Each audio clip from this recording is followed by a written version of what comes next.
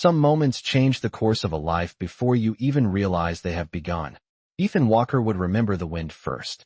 It screamed through the open lanes of docking ring 12 like a freight train tearing across steel, rattling loose panels and whipping the smell of hot circuitry and starship fuel through the night air. Neon navigation lights flickered against the endless black of space, while cargo haulers drifted overhead like slow-moving shadows. Ethan stood beside a battered service crate with a plasma wrench hanging from his belt and grease still drying on his hands. 12 hours into a repair shift, and he was ready to call it a night. Then the crowd parted. At first he thought it was just another diplomatic escort moving through the port. That happens sometimes out here on the outer trade lanes. But something about the figure stepping through the storm of lights and moving bodies made him stop breathing for a second. She was tall, easily 8 feet, her posture straight even as the wind tugged at the edges of her silver cloak. Beneath the shifting glow of the port lights her skin shimmered with a faint blue tone like moonlight over water. Armor plates lined her shoulders and arms, elegant and ceremonial rather than heavy, etched with symbols Ethan didn't recognize, but somehow understood meant power. Her hair, long and pale as frost, moved behind her in the rushing air.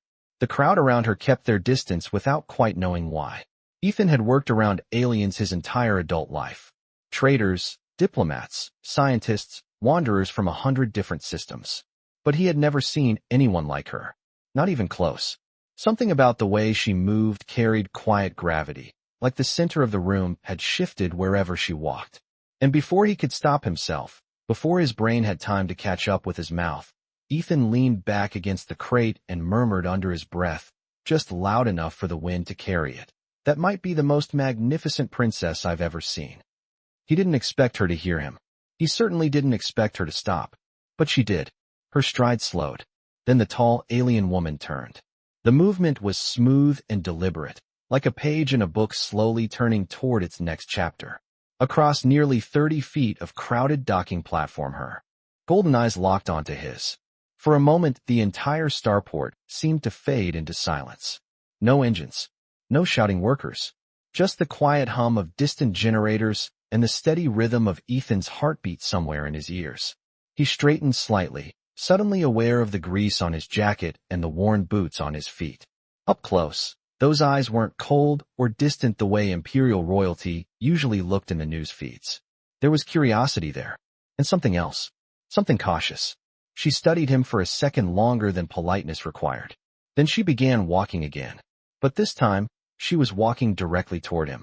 Ethan felt the oddest thought drift through his mind as she approached through the lights of docking ring 12. Whatever kind of night he thought he was having, it had just changed. Completely. The woman stopped a few feet away from Ethan Walker, close enough that he could see the faint patterns woven through the silver plates of her armor and the soft glow that seemed to live just beneath the surface of her blue skin. The wind from the docking ring continued to sweep through the platform, tugging at loose cables and sending distant cargo tarps snapping like flags in the dark. Ethan suddenly became very aware that half the mechanics in the bay had stopped working and were pretending not to stare. For a long moment neither of them spoke. The golden eyes studying him were calm but sharp, like someone measuring a puzzle that had just appeared where no puzzle should exist. Ethan cleared his throat quietly and straightened from the crate, brushing a smear of engine grease from his jacket that only made it worse. Up close, she was even taller than he had guessed, nearly a full foot and a half above him, though the way she carried herself did not feel threatening. It felt precise, intentional. When she finally spoke, her voice was lower than he expected, smooth and controlled, with a faint musical quality that his translator struggled for a second before settling into clear English. She said, "Human, why were you looking at me that way?" Ethan blinked once, then twice. In his experience, most alien nobility preferred to ignore dock workers entirely. Being addressed directly by someone who clearly belonged to the highest levels of interstellar society was not part of his normal shift. He glanced briefly over his shoulder to make sure she was actually talking to him. The docking lane behind him was empty except for a row of repair drones charging beside a maintenance rail. When he looked back, those golden eyes had not moved. Ethan rubbed the back of his neck and answered with the only thing that felt honest. "Because I have never seen anyone quite like you before." A faint ripple of reaction passed across her expression. Not quite surprise. Something closer to curiosity. Around them the starport continued its restless rhythm. A cargo shuttle lifted slowly from the far end of the ring, its engines glowing soft blue as it drifted toward open space. Navigation beacons reflected off the polished edges of her armor, scattering light across the metal floor. The woman tilted her head slightly, studying him the way a scientist might examine an unexpected discovery. Most beings avoid looking directly at members of the imperial court, she said. You did not. Ethan shrugged lightly, shifting his weight on his boots. Where I come from. If something remarkable walks by, you look. The corner of her mouth moved just slightly, not quite a smile, but close enough that Ethan noticed. For the first time the tension he had not realized he was holding in his shoulders eased a little. She turned her gaze briefly toward the open starport beyond the docking ring, where hundreds of lights burned against the endless black of space. When she looked back at him, there was a thoughtful stillness in her eyes. And you assumed I was royalty. Ethan chuckled softly. I fix engines for a living, but even I can recognize a princess when I see one. The wind carried the distant rumble of a descending vessel somewhere above the ring. The woman did not respond immediately. Instead, she studied him one more time, as if confirming something only she could see. Then, quietly, she asked the question that Ethan Walker would later realize was the moment everything truly began to change. Tell me, human, she said gently, why were you not afraid to say it out loud? For a moment, Ethan Walker simply stared at her. Unsure whether the question was serious or some subtle form of royal test he was not qualified to take. The wind moved through docking ring 12 again, tugging at the long silver strands of her hair, while the glow of distant thrusters painted shifting reflections across the floor. Around them the starport slowly returned to motion as workers resumed lifting crates and guiding cargo drones along their rails, though more than a few curious glances still drifted their way. Ethan rested one hand against the service crate behind him and considered her words. Fear, he thought, was a strange thing. He had felt it plenty of times in his life. During his years repairing deep space survey vessels, he had floated outside hulls the size of football fields with nothing but a tether line between him and the silent dark. He had seen engines fail halfway between stars and had once spent 9 hours inside a frozen cargo bay, trying to restart a failing reactor core. Fear was familiar territory, but the woman standing in front of him did not feel like danger. She felt like a mystery. Ethan gave a small shrug and answered honestly, because I did not think you would hear me. For a moment her expression remained still. Then something thoughtful crossed her eyes again, the same quiet curiosity he had noticed earlier. And if I had heard you, she asked. Ethan smiled faintly. Then I would probably be standing here having the exact same conversation. That earned a reaction. The faintest upward curve touched the edge of her mouth, subtle enough that anyone else might have missed it. Ethan did not. The docking platform hummed beneath their feet as a massive cargo freighter drifted past the outer ring windows, its engines glowing like distant stars through the transparent panels. The woman turned her gaze briefly toward the passing ship before looking back at him. Humans are often described as impulsive, she said thoughtfully, but you do not appear reckless. Ethan laughed quietly. That depends who you ask. My old supervisor would probably disagree. She studied him again, longer this time, as if measuring the truth behind his tone rather than the words themselves. Ethan noticed the intricate patterns etched along the edge of her shoulder armor, symbols arranged in delicate spirals that caught the starport lights like frost. Whatever culture she came from, it valued elegance. After a few seconds she spoke again, though her voice carried a different note now. Softer but more deliberate. You believe I am royalty, yet you show no signs of intimidation. Ethan folded his arms loosely and considered that for a second. Where I grew up in Kansas, we had a simple rule. If someone treats you with respect, you return it. Titles do not change that. Her head tilted slightly at the unfamiliar place name. Kansas.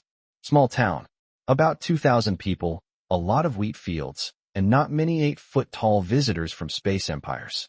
This time the hint of a smile became more visible, though it faded almost as quickly as it appeared.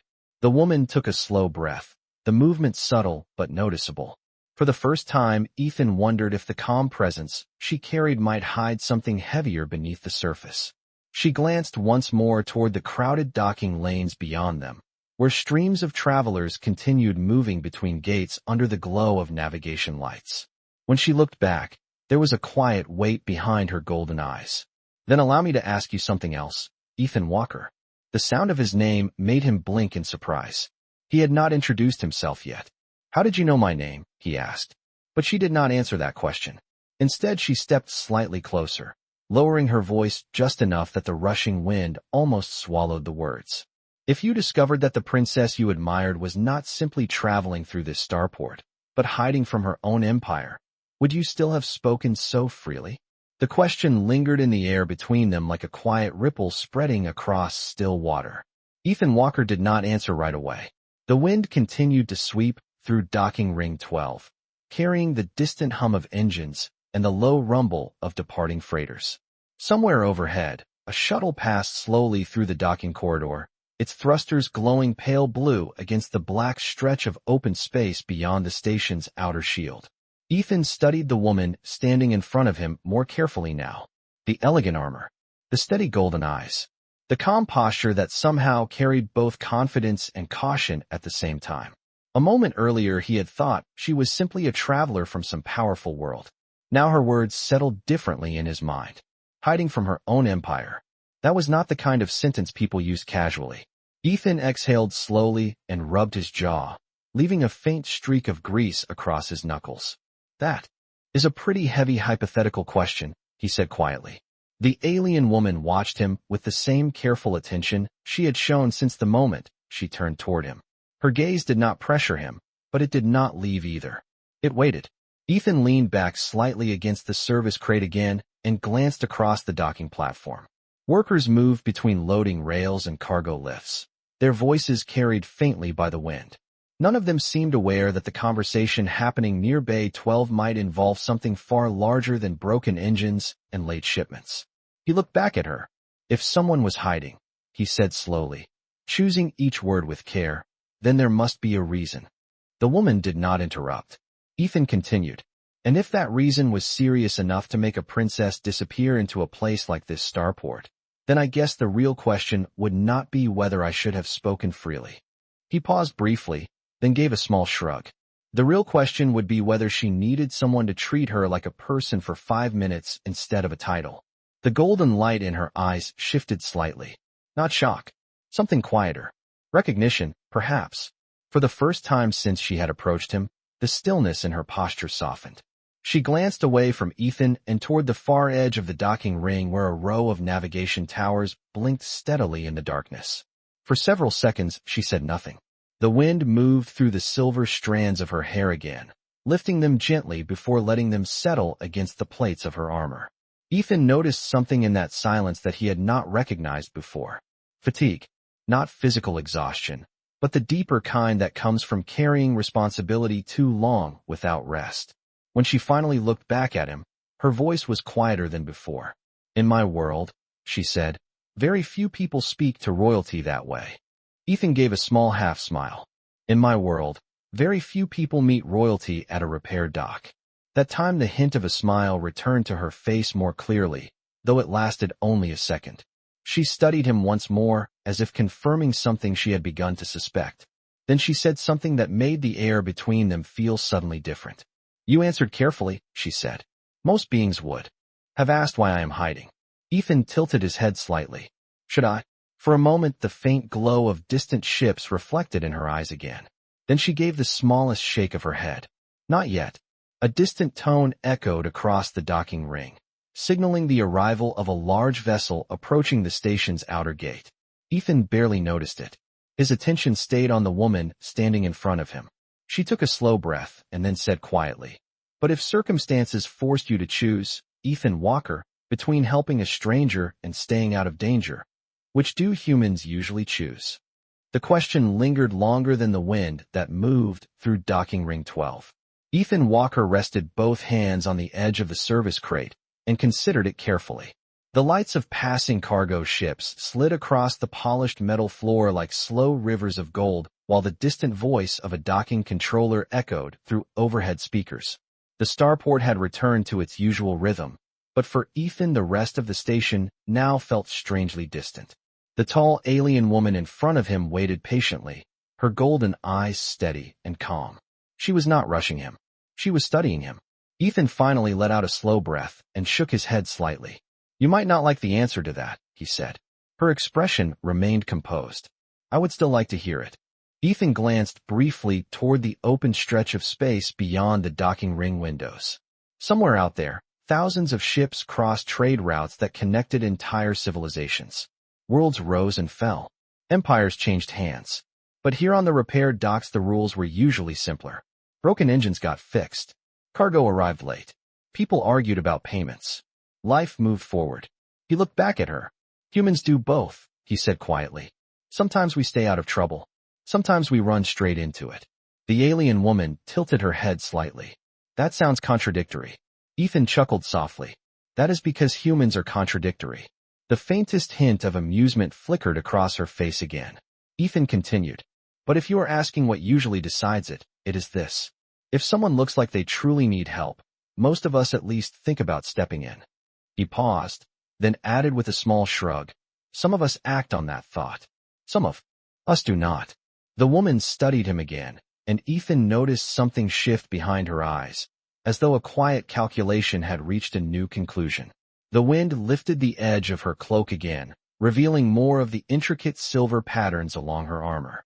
They were not just decoration. They looked ceremonial. "Important." "And you?" she asked softly. "Which kind are you?" Ethan leaned back slightly and folded his arms. "That probably depends on the situation." Her gaze did not waver. Ethan sighed lightly and gave a small, honest smile. "All right. If someone genuinely needed help and I was the only one around, I would probably try to help, even if it complicated my day." For a moment the two of them simply stood there while the lights of another departing shuttle swept across the docking ring.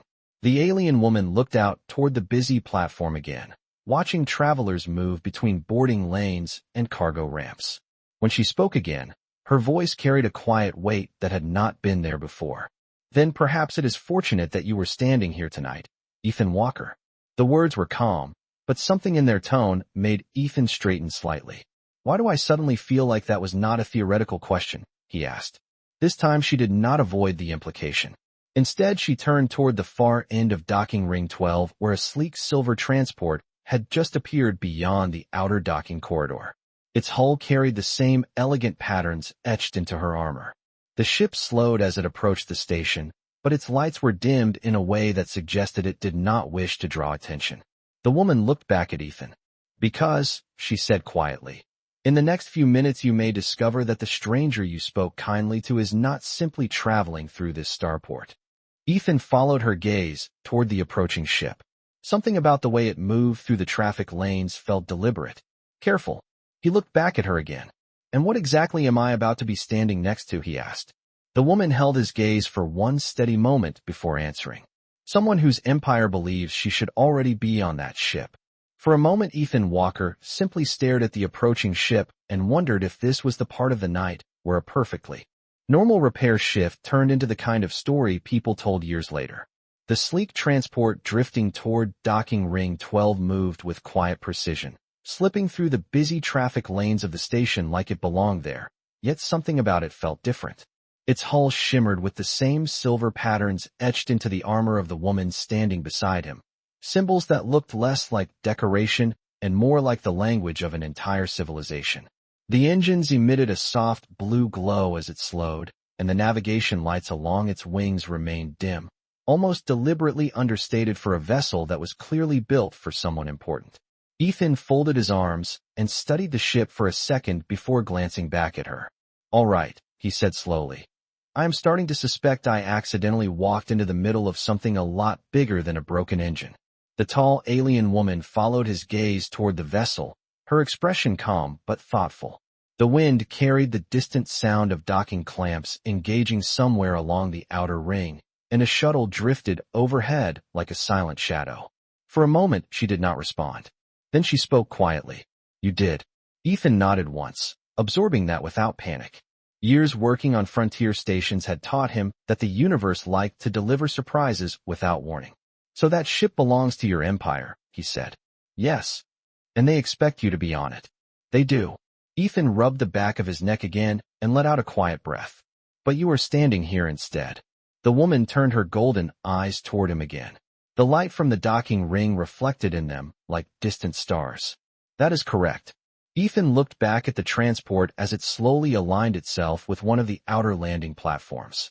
Docking arms extended to meet it, metal joints moving with mechanical precision. To anyone else on the station, it probably looked like just another arrival among thousands that passed through the port every week. But Ethan had the growing feeling that the next few minutes were about to matter more than the rest of his entire shift combined. Let me guess, he said thoughtfully. If you step onto that ship, your life becomes very simple again. The alien woman gave the faintest nod. And if I do not? Ethan asked. This time. She did not answer immediately. She watched the transport settle into its docking position, the soft glow of its engines fading as the vessel powered down. Several figures moved behind the translucent panels near the ship's entrance, silhouettes preparing to disembark. When she finally spoke again, her voice carried a quiet honesty that had not been there earlier. Then things will become complicated.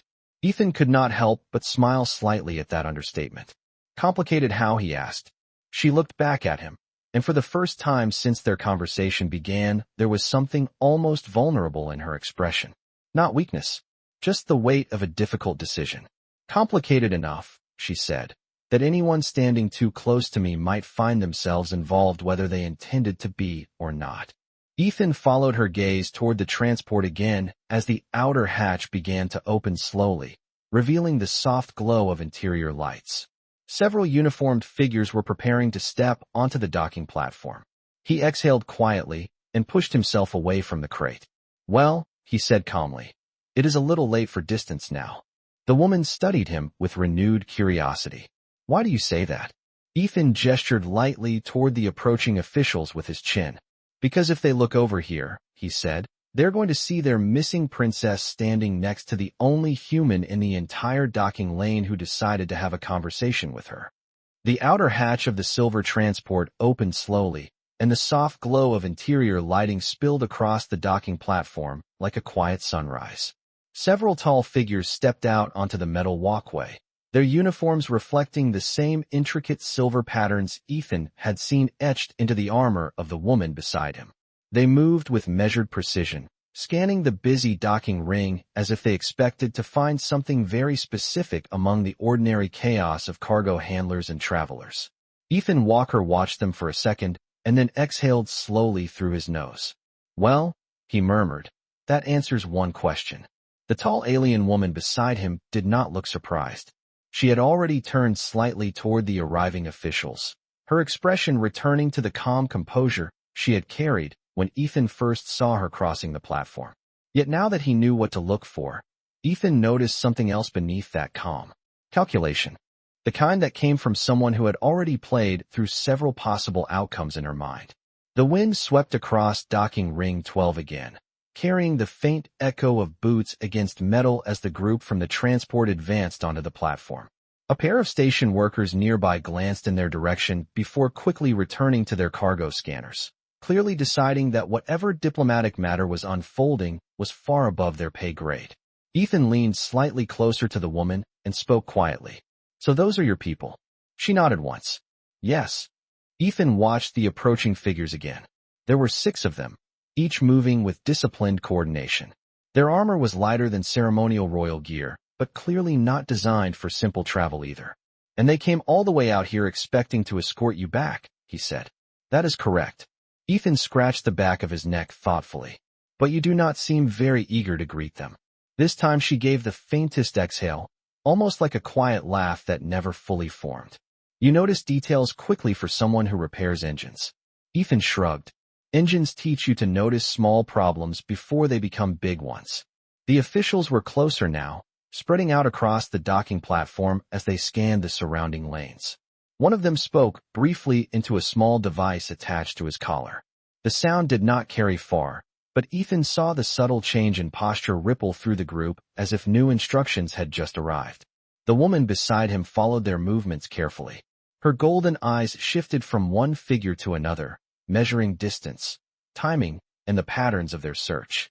Ethan folded his arms again and lowered his voice slightly. Let me guess, he said. They are not just here to politely invite you home. She looked at him then, and for a brief second the calm mask slipped just enough for Ethan to see the truth behind it. No, she said quietly. Ethan nodded slowly, as if confirming a suspicion he had already formed. So if they spot you standing here. He let the rest of the sentence fade. She finished it for him. Then the choice I was trying to delay will no longer be mine alone. Ethan glanced again toward the approaching officials. They were now less than 40 feet away, moving methodically down the row of docking lanes.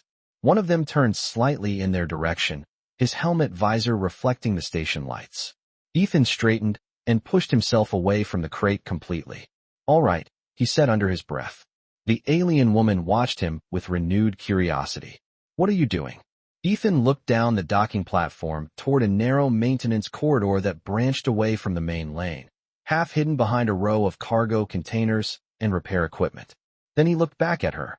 I am fixing a problem, he said calmly. The way I usually do. She followed his gaze toward the corridor and then back to him. The officials were now scanning the nearby platforms more closely. One of them was already beginning to look in their direction. Her voice lowered slightly. Ethan Walker, she said. You do understand that if you interfere now, you will be stepping directly into something far larger than a simple repair job. Ethan gave a small, almost amused smile. That may be true, he said quietly. Then he nodded toward the narrow corridor behind the cargo stacks. But if you were serious earlier about needing someone to treat you like a person instead of a title, then I suggest we start walking before those 6 very determined people realize exactly where you are standing. The moment Ethan nodded toward the narrow maintenance corridor, the rhythm of the docking ring seemed to change. It was not louder or quieter, but suddenly every sound felt sharper. The hum of cargo drones, the distant call of a docking controller, the metallic echo of boots from the group that had just arrived from the silver transport. Ethan Walker did not wait for a dramatic decision. He simply picked up the tool case resting beside the crate and started walking as if he had somewhere ordinary to be. If anyone asks, he muttered quietly without looking back, you are with the maintenance crew. For half a second, he wondered if the alien woman would hesitate. Royalty probably did not follow repair technicians through storage corridors very often. But when he glanced sideways, she was already moving beside him, her long stride matching his pace with surprising ease. The wind that swept across docking ring 12 faded as they stepped behind the line of stacked cargo containers. The narrow service path that cut between the docking lanes was dimmer, lit only by maintenance strips running along the floor. Pipes and data conduits lined the walls, humming softly as station power flowed through them. Ethan kept walking at a steady pace. Not fast enough to attract attention. Not slow enough to look uncertain. Behind them, voices echoed across the platform as the officials from the transport continued their search pattern. One of them called out a brief command in a language Ethan did not recognize. The alien woman walking beside him glanced back once before returning her attention forward. You appear very calm for someone improvising, she said quietly. Ethan gave a small shrug. Rule number 1 on a repair dock, he replied. If you panic, the problem gets bigger. They reached the mouth of the maintenance corridor where it angled deeper into the station's internal structure. A small service cart rolled past them automatically, its sensors blinking as it navigated the narrow space. Ethan stepped aside to let it pass. The alien woman watched the machine with mild curiosity before looking back at him. You did not ask my name, she said suddenly. Ethan tilted his head slightly as they continued walking. I figured you would tell me if you wanted me to know it. That answer seemed to surprise her more than anything else he had said so far. For a moment she studied him again with that same thoughtful intensity he had noticed earlier. Then she spoke. Lyra. Ethan nodded once. Nice to meet you, Lyra. She repeated the name softly, as if testing how it sounded in his voice. You accept it very easily. Ethan smiled faintly. I repair engines for ships that come from 100 different worlds. Learning new names is the easy part. The corridor curved gently ahead of them, leading toward a network of service tunnels that connected the docking ring to the deeper levels of the station. The lighting grew dimmer as they moved away from the busy platform. For the first time since they began walking, Lyra slowed slightly. Ethan Walker, she said quietly. You understand that helping me may cause complications for you. Ethan adjusted his grip on the tool case and kept walking. That part you already mentioned. It may be more serious than you think. Ethan glanced at her briefly. The glow of the corridor lights reflected in her golden eyes again, but now there was something else. There. Not just caution. Trust beginning to form. He nodded toward the maze of service passages ahead of them. Then I guess it is a good thing this station has about 300 maintenance corridors, he said. Because right now your very official-looking escort team is still standing back on docking ring 12 trying to figure out where their missing princess disappeared to. Lyra looked back down the corridor behind them one last time before returning her gaze forward. The voices from the docking platform were already fading into the distance. For the first time since their conversation began, she allowed herself a small breath of relief. But as Ethan turned toward another branching passage deeper inside the station, neither of them noticed the small scanning drone drifting slowly into the docking lane they had just left behind. The deeper they moved into the station, the quieter the world became. The constant roar of docking ring 12 faded behind them, replaced by the softer mechanical rhythm of maintenance systems humming through the walls. Pipes ran along the ceiling like metal vines, carrying coolant and power through the enormous structure of the starport. The corridor lights glowed pale white every 10 feet, casting long shadows across the narrow passage as Ethan Walker led the way deeper inside. His boots echoed lightly against the floor panels while the small tool case in his hand tapped against his leg with every step. Lyra followed beside him, her long stride effortless even in the tighter space. For someone who clearly came from a world of royal halls and formal courts, she moved through the industrial maintenance corridor with surprising adaptability. After several minutes, she spoke quietly. "You know this station well." Ethan nodded slightly without slowing. "Spent the last 4 years fixing ships here. When something breaks in a docking ring, eventually it ends up somewhere in these corridors." He gestured lightly toward a branching tunnel ahead, where several maintenance lines split toward different sectors. These service routes run through the entire station like a skeleton. Most travelers never even know they exist. Lyra studied the maze of passages around them with growing curiosity. "You are guiding us away from the docking ring." "Exactly." Ethan turned down the left corridor without hesitation. "If your escort team is searching the platform, the last place they expect to find you is 3 maintenance levels below it." The lighting shifted slightly as they entered a deeper section of the station where fewer workers passed through. Here the air carried a faint metallic scent and the distant hum of power regulators. Lyra slowed for a moment as she absorbed the quiet atmosphere. "Your species adapts to unfamiliar environments quickly," she observed. Ethan smiled faintly. "Humans built half the frontier stations out here. You learn how to navigate strange places pretty fast." They continued walking for another 100 feet before Ethan finally slowed near a large service junction where multiple corridors met. A maintenance map glowed faintly on the wall, displaying the structure of the station in a grid of blue lines and sector numbers. Ethan set his tool case down and studied the display for a moment. Lyra watched him silently. "You are planning the next step," she said. Ethan nodded. "If your people realize you are not on the docking platform anymore, they will start scanning the station." He tapped the map lightly. "This place has 12,000 people moving through it every hour. That makes it a good place to disappear." Lyra studied the glowing map as well. For a moment, the golden light in her eyes reflected the station layout, like a constellation of corridors. "You speak as though hiding someone from an imperial escort is part of your usual work schedule." Ethan chuckled quietly. "No. But broken navigation systems and missing cargo crews have taught me a few useful tricks."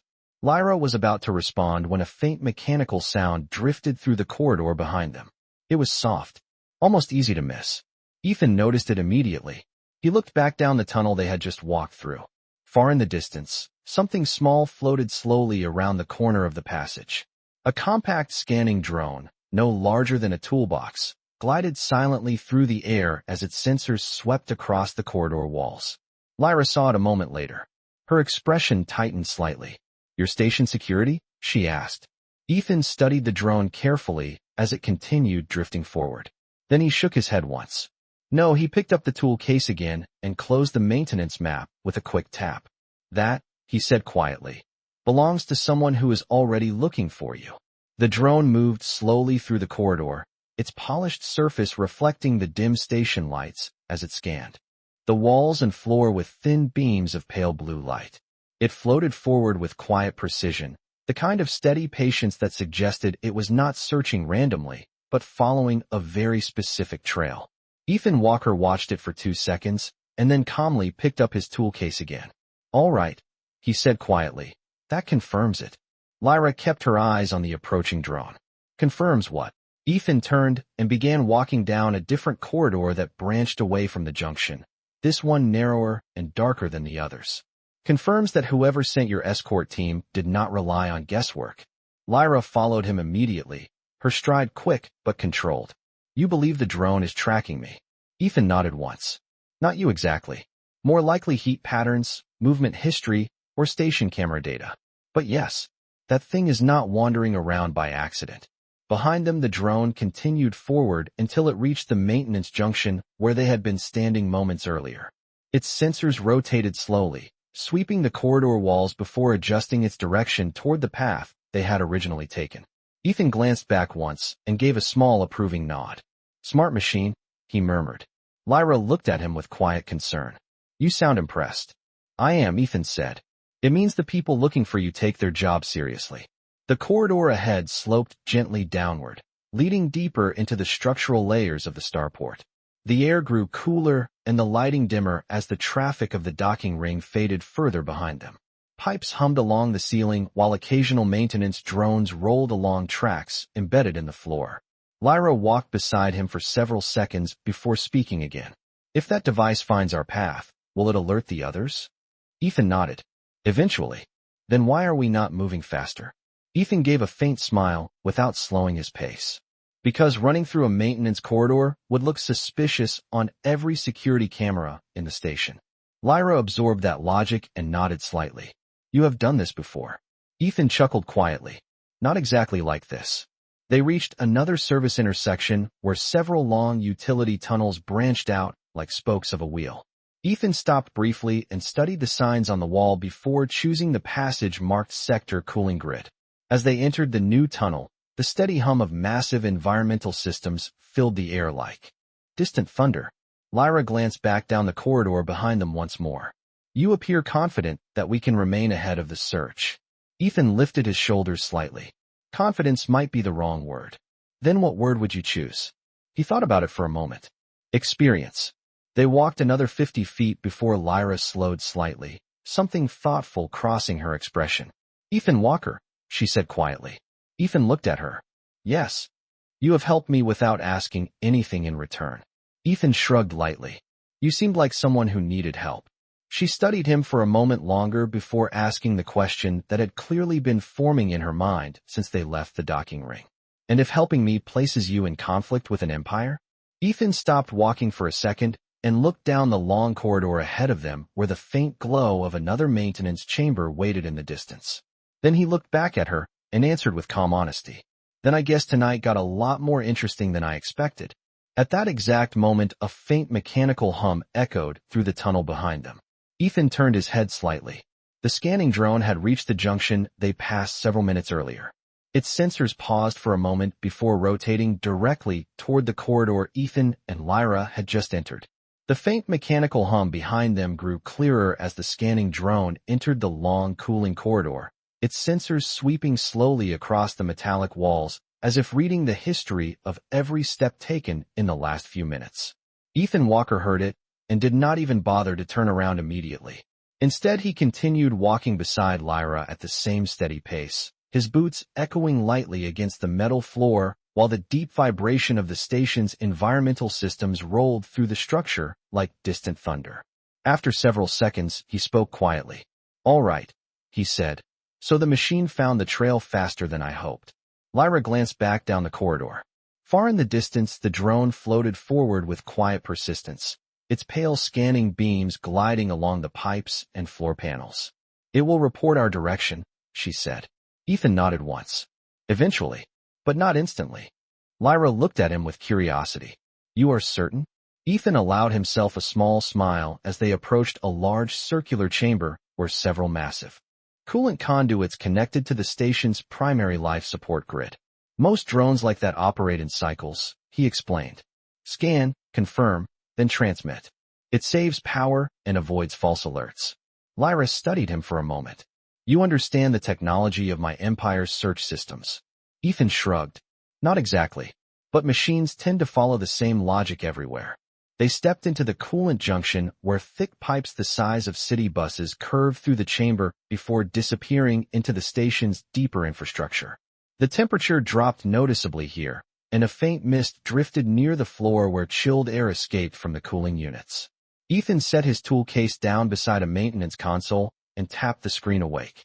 Lines of station data flickered across the display. Lyra watched him work with quiet attention. What are you doing? She asked. Ethan scrolled through several system panels before answering. Buying us time. The console responded with a soft series of tones as he accessed a maintenance override. Somewhere deeper in the station, a heavy valve shifted, and the low hum of coolant pumps changed pitch slightly. Ethan closed the panel and picked up the tool case again. Lyra tilted her head slightly. You altered the system. Just a little, Ethan said calmly. The cooling grid runs through most of the lower station corridors. When those pumps shift pressure, the air flow changes. Lyra's golden eyes followed the direction of the pipes, stretching into the distance. You are disrupting the drone's sensors. Ethan nodded once. It will still follow us eventually, but its readings will look messy for a while. Lyra studied him with a mixture of curiosity and growing respect. You solved that very quickly. Ethan chuckled softly. Years of fixing overheating engines teaches you how airflow moves through metal tunnels. Behind them, the drone entered the coolant corridor. Its sensors paused as the shifting currents of chilled air distorted the heat patterns along the floor. The machine hovered for several seconds, recalculating. Lyra watched the distant device carefully before turning back to Ethan. You have delayed it, she said. Yes, but not stopped it. Ethan nodded again as he began walking toward another maintenance exit on the far side of the chamber. Nothing stops machines forever. Lyra walked beside him in silence for several steps before speaking again. Ethan Walker. He glanced toward her. Yes. Her voice carried a quiet seriousness now. You understand that the people searching for me will not simply give up. Ethan looked ahead toward the dim corridor beyond the coolant chamber where the station stretched into miles of hidden infrastructure.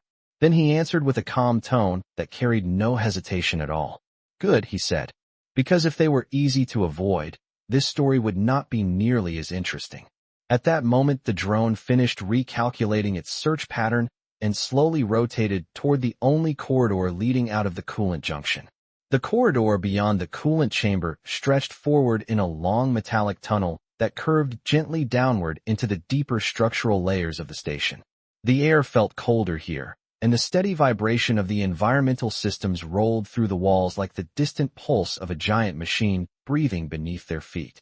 Ethan Walker walked at a steady pace, his tool case swinging lightly at his side, while Lyra moved beside him with quiet focus.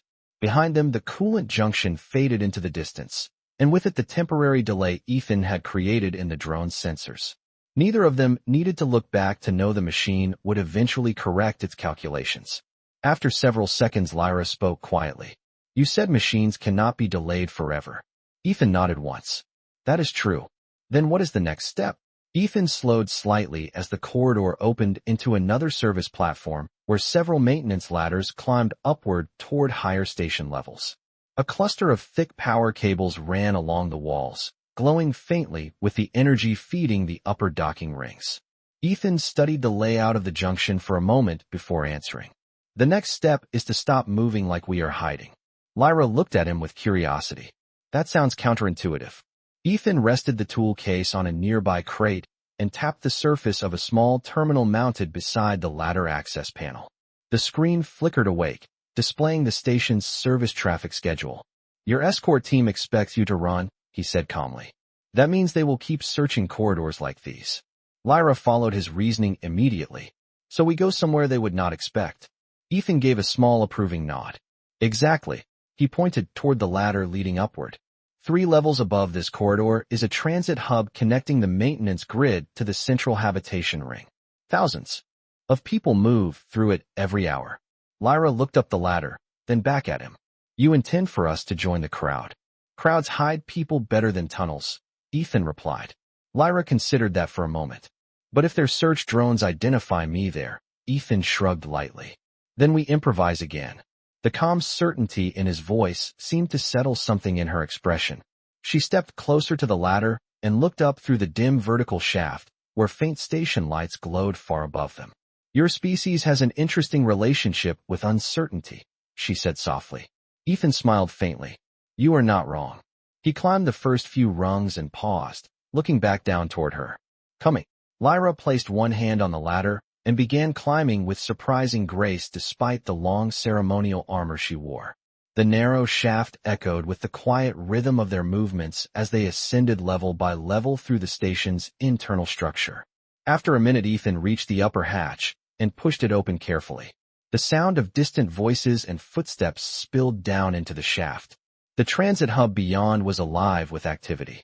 Travelers from dozens of worlds moved through the wide circular hall, while transport carts glided along magnetic tracks and station announcements echoed across the ceiling. Ethan pulled himself up onto the platform and stepped aside so Lyra could emerge beside him. For the first time since leaving the docking ring, they stood in a place filled with people again. Lyra looked around at the busy station hub, the lights reflecting softly across her silver armor. You believe we can disappear here, she said. Ethan nodded slowly as he closed the hatch behind them. For a little while. Lyra's golden eyes moved across the crowd thoughtfully. And after that, Ethan glanced toward the massive observation window at the far end of the hall where hundreds of distant stars shimmered beyond the station's shield. After that, he said quietly, we figure out why an entire empire is sending search drones after someone who clearly did not want to board that ship. The transit hub pulsed with life around them, a vast circular chamber where hundreds of travelers moved in steady currents beneath the glow of suspended navigation lights. Voices echoed in dozens of languages while transport carts glided silently across magnetic tracks embedded in the polished floor. Ethan Walker stepped forward into the flow of people with the calm confidence of someone who had walked these halls 1,000 times before. Lyra followed half a step behind him, her tall figure impossible to hide completely, but somehow blending into the chaos of interstellar movement more easily than expected. Travelers passed them without a second glance. Merchants argued over cargo manifests. Pilots hurried toward departure gates. In a place where every species in the galaxy eventually crossed paths, even a princess could become just another silhouette in the crowd. For the first time since leaving docking ring 12, Ethan allowed himself to slow down. The massive observation window at the far side of the hub stretched from floor to ceiling, revealing a breathtaking ocean of stars beyond the station's protective shield. Freighters drifted past like glowing islands in the darkness, while distant navigation beacons blinked patiently across the void. Lyra stopped beside him and looked out at the silent universe beyond the glass. The reflection of the stars shimmered across her silver armor and pale blue skin, turning her into something that looked almost mythical against the black expanse. For several seconds, she said nothing. Then she spoke quietly. You have placed yourself in considerable danger tonight. Ethan leaned casually against the railing, overlooking the transit floor below. Maybe, he said, but you still have not told me why your own empire is chasing you through a space station. Lyra studied the stars for a moment longer before answering. Because I refused to become something they expected me to be. Ethan glanced at her. That sounds like a complicated family disagreement. The faintest trace of a smile touched her expression before fading again. You could describe it that way. A group of travelers passed between them and the observation window, momentarily breaking the reflection of the stars across the glass. Lyra watched the movement thoughtfully before continuing. My empire believes that loyalty is measured by obedience. A princess is expected to represent stability, tradition, continuity. Ethan nodded slowly. And you disagreed. Lyra's golden eyes shifted toward him again. I asked questions. Ethan gave a small chuckle. That tends to upset powerful people. Lyra looked back toward the vast darkness outside the station. The ship that arrived tonight was meant to take me somewhere I could no longer ask those questions. Ethan straightened slightly. Meaning? She hesitated for a moment before answering. Meaning that once I boarded that transport, my future would no longer belong to me. The words hung quietly between them while the endless field of stars glowed beyond the window. Ethan looked out into the darkness and considered that for several seconds. Then he turned back toward her with the same calm expression he had carried since the beginning of the night. "Well," he said, "I guess it is a good thing you decided not to get on that ship." Lyra studied him carefully, the reflection of distant galaxies still shimmering in her eyes. "You say that as though the consequences do not concern you." Ethan looked back out at the stars again. Somewhere out there, an empire was probably searching every corridor of the station for the woman now standing beside him. He took a slow breath and then smiled faintly. "Lyra," he said quietly, "I repair engines for ships that cross the frontier. Every one of them leaves port because someone decided the unknown was worth the risk." He nodded toward the stars beyond the glass. "And tonight, it looks like you made the same decision." Lyra followed his gaze into the vast darkness of space. For the first time since Ethan had met her on the repair dock, the weight in her expression seemed lighter. Not gone, but shared. Somewhere far below the transit hub, deep inside the maintenance corridors they had left behind, the small scanning drone finally emerged from the ladder shaft and paused at the edge of the busy hall, its sensors slowly rotating as it began searching the crowd.